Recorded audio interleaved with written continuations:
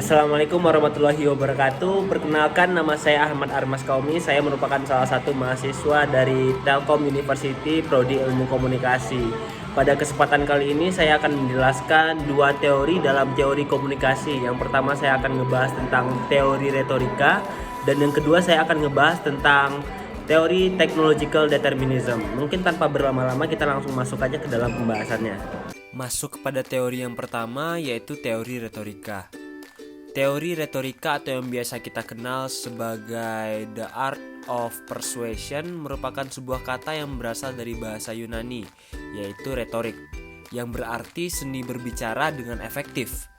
Retorika melibatkan penggunaan bahasa yang bersifat persuasif atau strategi komunikasi yang dirancang untuk mempengaruhi pendengar atau audiens. Sebenarnya tujuan utama dari retorika itu sendiri adalah untuk mempengaruhi, meyakinkan, dan menggerakkan pendengar atau audiens untuk menerima gagasan, pendapat, atau tindakan tertentu yang disampaikan oleh speaker atau komunikator. Nah, mungkin berikut aku akan menjelaskan komponen utama dalam teori retorika itu sendiri. Yang pertama itu ada pengirim pesan atau speaker, yaitu merupakan orang yang menyampaikan pesan atau komunikator yang menggunakan strategi retorika untuk mempengaruhi pendengar.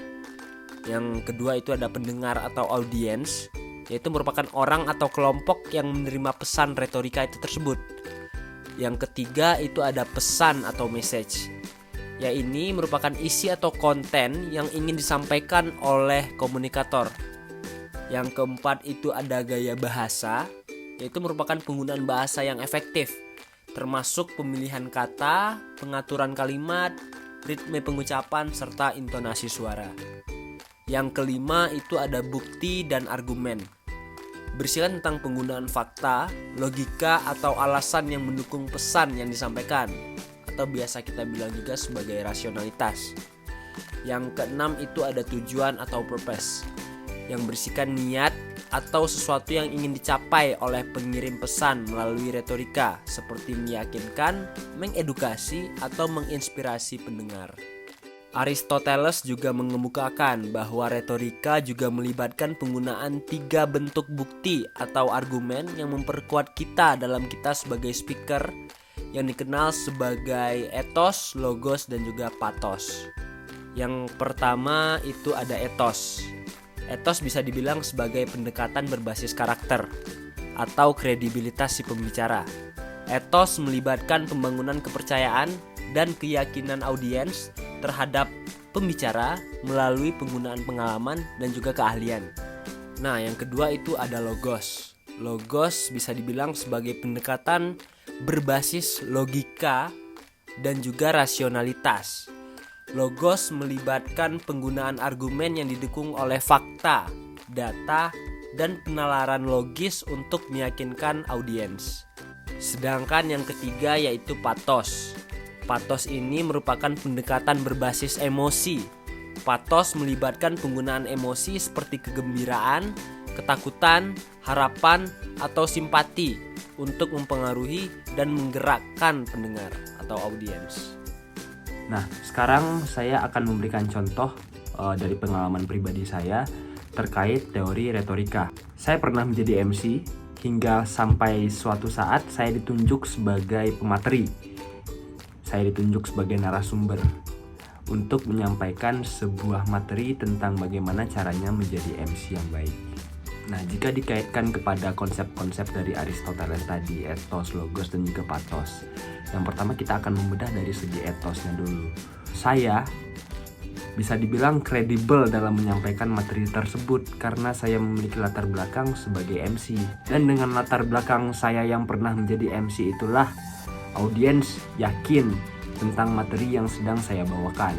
Yang kedua, jika menyinggung soal logos, yaitu tentang rasionalitas dan juga argumen tentang apa yang kita sedang bicarakan, maka dari itu waktu saya membawakan materi tentang MC itu, saya menunjukkan video-video tentang MC yang sudah terkenal di luar sana. Kalau misalkan kamu menerapkan konsep ini kamu menerapkan apa yang sudah saya jabarkan tadi, maka hasilnya akan seperti ini loh. Nah, maka dari itu dengan hal tersebut tadi, dengan saya menjabarkan bukti-bukti tadi, audiens akan lebih yakin dengan statement apa yang sudah saya ungkapkan tadi.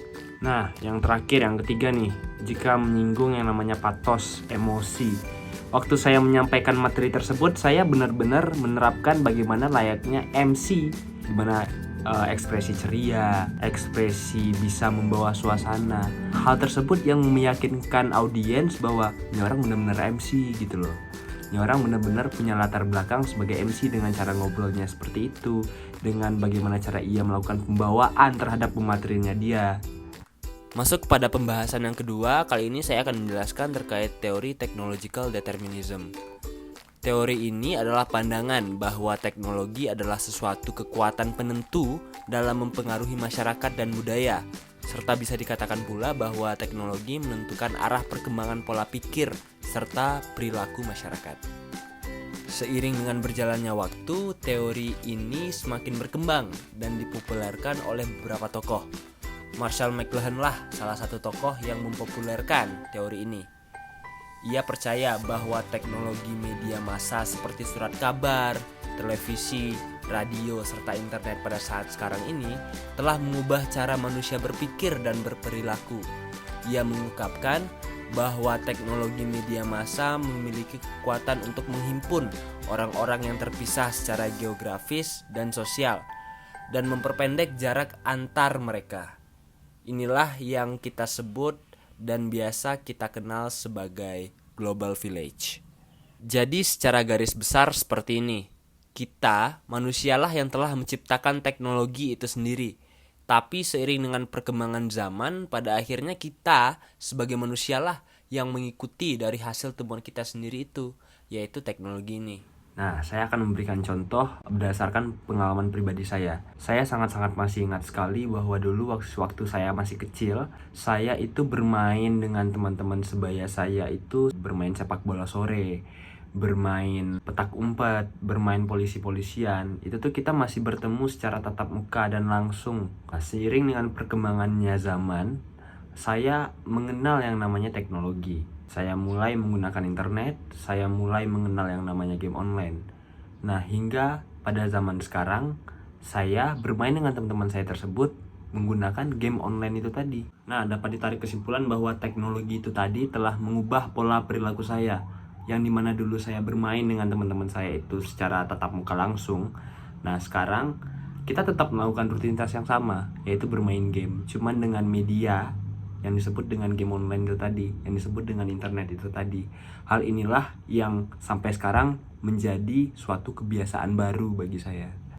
Nah, mungkin sekian dari saya terkait penjelasan tentang dua teori, yaitu teori retorika dan juga teori determination teknologi. Terakhir dari saya, yakinkan dengan iman, usahakan dengan ilmu, sampaikan dengan amal, beriman, berilmu, beramal, yakin, usaha sampai. Satu pertama selamanya, salam merah corona. Assalamualaikum warahmatullahi wabarakatuh.